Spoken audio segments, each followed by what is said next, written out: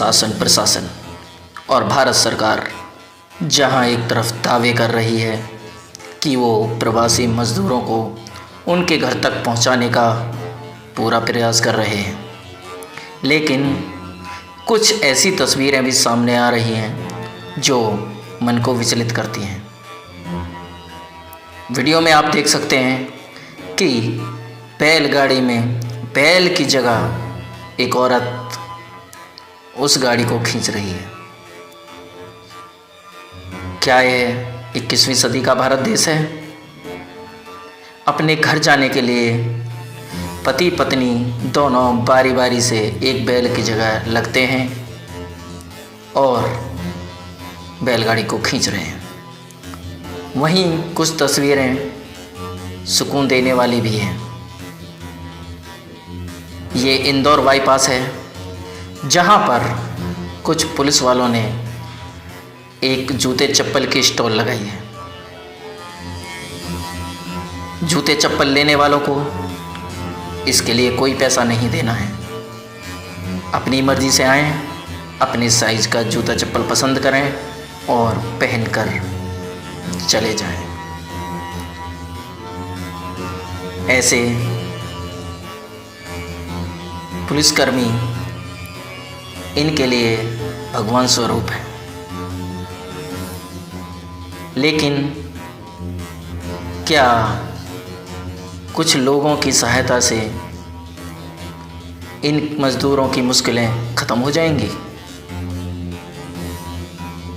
ये मज़दूर जो लगातार दिन रात पैदल चलकर कई हज़ार किलोमीटर की यात्रा पर निकले हैं, तो क्या प्रशासन को इनकी ये स्थिति दिखाई नहीं देती है? जहां प्रशासन और सरकार विदेशों में फंसे भारतीयों को लाने के लिए अपनी एड़ी चोटी का जोर लगा देता है, वहीं सड़क पर चलते ये छोटे मासूम बच्चे वे अन्य मज़दूर क्या इनको नज़र नहीं आते? क्या सरकार केवल अमीर लोगों की होकर रह गई है? दिन रात लगातार पलायन कर रहे इन मज़दूरों का दुख दर्द क्या किसी को दिखाई नहीं देता?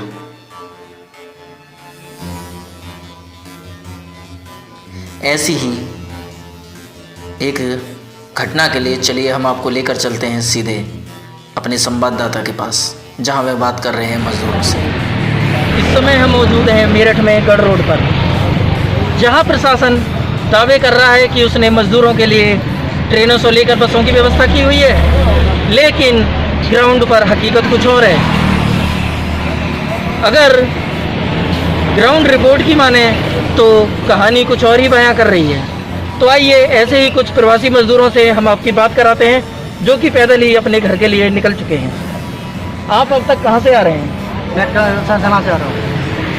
तो सरदना से आपको बस की व्यवस्था आपके घर तक जाने के लिए नहीं हुई है? नहीं है। कहाँ जाना है आपको? बिहार पूर्णिया डिस्ट्रिक्ट। तो आपको सरकार ने कहा था कि आपको अपने डॉक्यूमेंट्स जमा करने हैं, तो आपके लिए बसों की व्यवस्था की जाएगी। सर हमने 1 तारीख में शंकर किराया पुलिस स्टेशन में अपना डॉक्यूमेंट जमा करवाए थे। अभी तक हमको कोई नहीं, आधार कार्ड वगैरह सब। तो आपके खाने से लेकर वो व्यवस्था वहाँ पे थी या नहीं थी? नहीं, जब हम कमरे में थे हमें खाने की कोई व्यवस्था नहीं मिली। बाकी जो अभी आ रहे हैं तो पुलिस वाले जहाँ मिल रहे हैं तो वो कुछ दे रहे थे खाने को।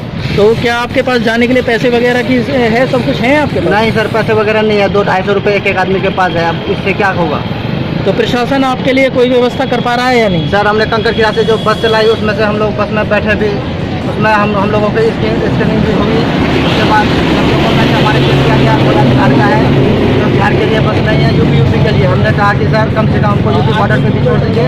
तो बोला नहीं, तुम्हें एंट्री नहीं होगी बिहार में, तुम लोग जैसे होगा वैसे जाओ, तुम्हारी कोई सुनवाई नहीं होगी। जैसे कि प्रशासन कह रहा है कि उसने बॉर्डर तक के लिए, अदर स्टेट के लिए तो नहीं, लेकिन बॉर्डर तक के लिए बसें चलाई हैं, तो क्या बॉर्डर तक के आपको छोड़ने के लिए भी कोई सुविधा? हमने खुद कहा कि कम से कम हमें बॉर्डर तक छोड़ दीजिए। बोला नहीं, तुम बॉर्डर तक नहीं जा सकते। सरकार मना कर रखा है। तो ये है मजदूरों का हाल, जो कि अपने घर जाने के लिए दर बदर भटक रहे हैं, लेकिन प्रशासन इनकी कोई सुनवाई नहीं कर पा रहा है। मैं वैभव टाइम्स के लिए कैमरामैन पवन के साथ गजेंद्र कुमार।